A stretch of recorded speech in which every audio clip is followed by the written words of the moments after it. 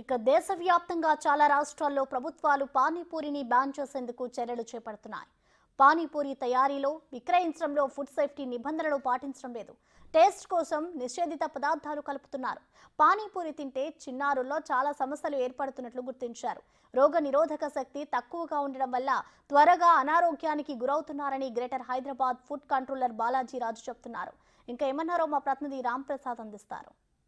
వ్యాప్తంగా చాలా రాష్ట్రాల్లో పానీపూరికి సంబంధించినటువంటి చర్చ జోరుగా కొనసాగుతూ ఉంది. వివిధ రాష్ట్రాలలో బ్యాన్ చేస్తున్నామంటూ కూడా అక్కడ ఉన్నటువంటి ప్రభుత్వాలు నిర్ణయం తీసుకునే దిశగా అయితే అక్కడ చర్చలు కొనసాగుతున్నాయి. ఎందుకంటే ప్రతిరోజు చిన్నల నుంచి మొదలుకొని పెద్దల వరకు అందరూ కూడా పానీపూరి అంటే చాలామంది ఇంట్రెస్ట్ చూపిస్తుంటారు. కానీ ఆ పానీపూరి ఏదైతే ఉందో దాన్ని ప్రిపేర్ చేయడం కానీ అది ప్రజలకు అందించేటువంటి క్రమంలో కొన్ని బ్యాక్టీరియాస్ వల్ల అయితే పూర్తి స్థాయిలో ప్రజలకు ఇబ్బందులు ఉంటాయని చెప్పేసి ఇటు ఫుడ్ సేఫ్టీ అధికారులు అయితే అంటున్నారు. ముఖ్యంగా మనం చూస్తే తెలంగాణ రాష్ట్రంతో పాటు ఇప్పటికే కర్ణాటక రాష్ట్రంలో, తమిళనాడు రాష్ట్రంలో కూడా దీనిపైన పూర్తి స్థాయిలో పానీపూరిని బ్యాన్ చేద్దామనే విధంగా అయితే అధికారుల చర్యలు ఉండబోతా ఉన్నాయి. ముఖ్యంగా తెలంగాణ రాష్ట్రంలో, ముఖ్యంగా హైదరాబాద్లో ఎలాంటి చర్యలు తీసుకోబోతున్న విషయాల గురించి అయితే జిహెచ్ఎంసీ ఫుడ్ కంట్రోలర్ ఉన్నారు. మనం మాట్లాడే ప్రయత్నం చేద్దాం. సార్ చెప్పండి, మామూలుగా పానీపూరి అనగానే అందరూ ఇష్టంగా తింటూ ఉంటారు. దానివల్ల వచ్చేటువంటి ఇబ్బందులు ఏ విధంగా ఉండే అవకాశం ఉంది సార్? ఇబ్బంది అంటే ఈరోజు మాకు ముందు నుంచి తెలుసు. జనరల్గా హైజీనిటీ తక్కువగా మెయింటైన్ చేస్తారంటే గ్లౌజెస్ వేసుకోరు వాళ్ళు. హోల్సమ్ వాటర్ ఆ లిక్విడ్ ఉంటుంది కదా, ఆ పూరి లాంటిది ఉంటుంది, దాంట్లో లిక్విడ్ వేసిది వాళ్ళ చేతులు కలిపిది, అందులో వేసి పుదీనా కొంచెం కలర్ కలుపుతారని. ప్లస్ వీటిలో కొంచెం ర్యాండమ్ సర్వే జరిగింది కొన్ని రాష్ట్రాల్లో. అందులోనేమో ఏంటంటే ఈకోలై, స్టేఫిలోకోకస్, బ్యాసిల్లై ఇలాంటి బ్యాక్టీరియాస్ ఉన్నట్టుగా తేలింది. దాన్ని దృష్టిలో పెట్టుకుని ఈరోజు మేము కమిషనర్ ఫుడ్ సేఫ్టీ వారి దగ్గర పర్మిషన్ తీసుకుని రేపటి నుంచి ఒక స్పెషల్గా దాని మీద దృష్టి పెట్టి in the interest of public health సెపరేట్గా ఒక సర్వే చేస్తే కొంచెం టైం పడుతుందండి. ఎందుకంటే ఇది బ్యాక్టీరియాలజికల్, కెమికల్ రెండు శాంపుల్స్ స్టెరైల్ బాటిల్స్లో శాంపుల్ తీయాలి. ఆ లిక్విడ్ కానీ, వాళ్ళు వాడే ఇంకా పుదీనా చట్నీలు కానీ, వాడే మన పొటాటో కొన్ని ఇంగ్రీడియంట్స్ చేస్తారు. అన్నిటిని పరిశీలించవలసిన పరిస్థితి ఉన్నది.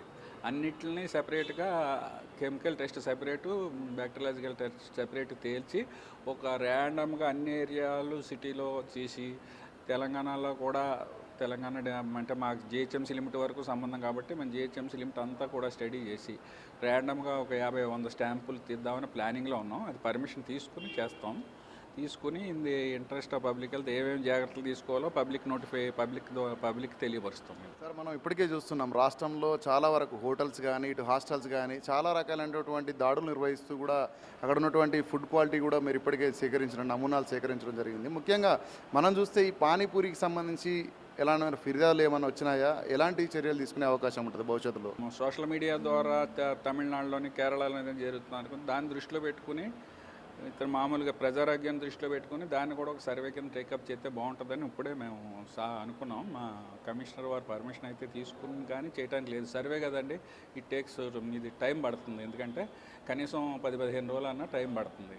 వచ్చినాక రిజల్ట్ రావడానికి కూడా ఒక 15 రోజులు టైం పడుతుంది. దాన్ని సర్వే చేసి అప్పుడు వాళ్ళని ఎలాగా అలర్ట్ చేయాలి, వాళ్ళ మీద ఎటువంటి అంటే ఒకసారి చెప్పి చూస్తాం. ఎక్కడెక్కడ తప్పులు జరుగుతున్నాయో మాకు ఐడెంటిఫికేషన్ అయిపోద్ది సర్వే చేస్తే. అంటే కెమికల్ కంటామినేషన్ ఏం జరుగుతుంది, రంగులు ఏమైనా కలుపుతున్నారా, బ్యాక్టీరియాలజికల్ ఇందాక ఈకోలై తదితర బ్యాక్టీరియాలు ఏమైనా ఉన్నాయా, అలాంటివి ఉంటే ప్రజల ఆరోగ్యం ఇంటెస్టైనల్గా బాగా డిస్టర్బ్ అయిపోతుంది. పిల్లలు మరీ ఎఫెక్ట్ అయిపోతారు. ఎక్కువగా మోషన్స్, డయేరియా అలాంటివి వచ్చే అవకాశం ఉంది. ఒక్కోసారి ఫుడ్ పాయిజన్ అయ్యే అవకాశం కూడా ఉంది.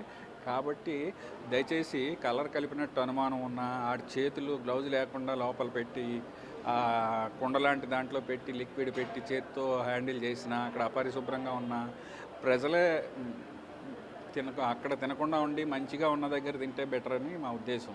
అంటే మనం చూస్తున్నాం సార్, తెలుగు రాష్ట్రంలో పానీపూరికి కూడా చాలా ఆదరణ ఎక్కువగా ఉంటుంది. మనం చూసినాం గతంలో తెలుగు రాష్ట్రాలు అంటే ఆంధ్రప్రదేశ్లో కూడా ఒకే కుటుంబంలో 2 పిల్లలు కూడా చనిపోవడం జరిగింది. డయేరియాకి సంబంధించినటువంటి ఇబ్బందులు కూడా వస్తున్నాయి. క్యాన్సర్ కూడా వచ్చే ప్రమాదం ఉంటుంది. ఈ క్రమంలో మీరు ఏ విధమైనటువంటి సలహాలు ఇస్తారు ప్రజలకి? క్యాన్సర్ అంటే అందులో వాడిన కెమికల్ పదార్థం ఏదైనా ట్రేస్ అయ్యి అది ఎలా చెయ్యన కెమికల్ ఏదైనా ఉండి కార్సిజోనిజెనిక్ అని అంటామండి. అటువంటి కెమికల్ ఏదైనా కలిపితే మాత్రం లాంగ్ రన్లో క్యాన్సర్ వచ్చే అవకాశం ఉంది. మామూలుగా బ్యాక్టీరియాలజికల్ కంటామినేషన్ ఉంటే మాత్రం ఇమీడియట్ ఎఫెక్ట్ ఉంటుంది. ఇంటెస్టైనల్గా మోషన్స్ అవటం, ఇది అవటం. ఈ అంచేత పిల్లలు చాలా జాగ్రత్తగా ఉండాలి ముందు.